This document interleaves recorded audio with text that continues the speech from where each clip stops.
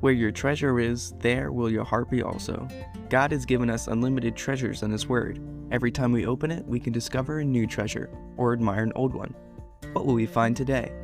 Here's Carla Early with Treasure Hunt in the Word.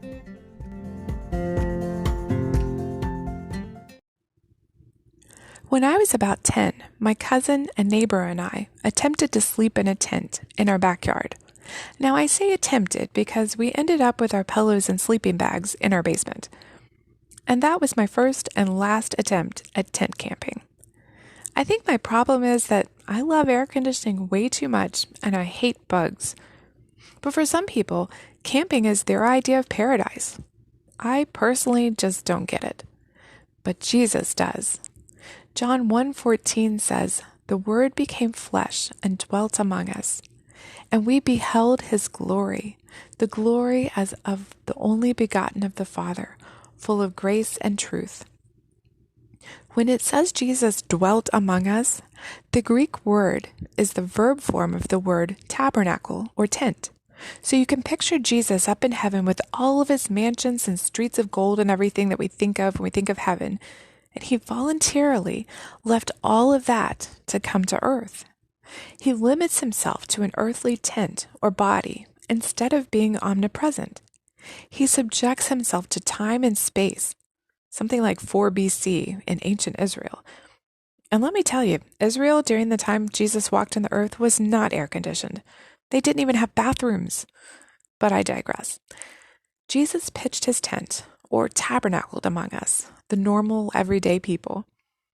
The Creator God came to earth as a helpless baby, grew up in an obscure place in a poor family, and experienced life. When we think of tabernacles, we remember the tabernacle of the Old Testament, the precursor to the temple, the tent Moses had built that traveled around in the wilderness with the people of Israel. There, the Lord met with His people.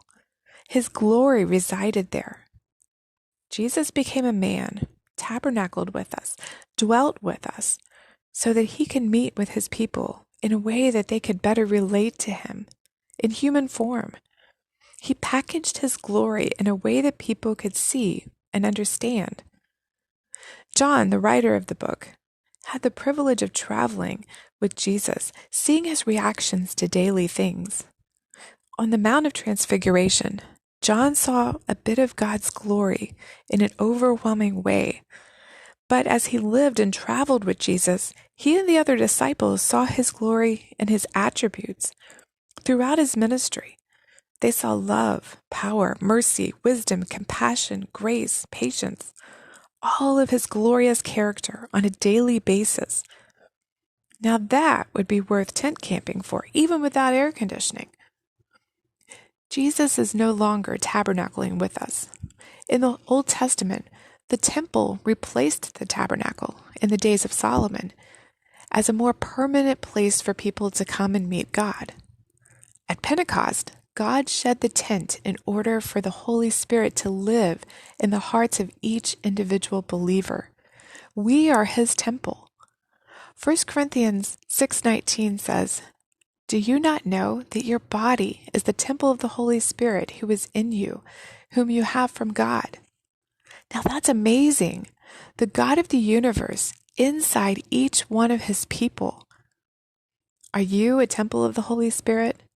If so, what kind of living accommodations does He have? Does He feel at home and welcome there? You can contact us at treasurehuntintheword@gmail.com. We'd love to hear the treasures God has given you through His Word. You can listen to other episodes at our website, which you can find in the description below. Thanks for listening, and remember, where your treasure is, there will your heart be also.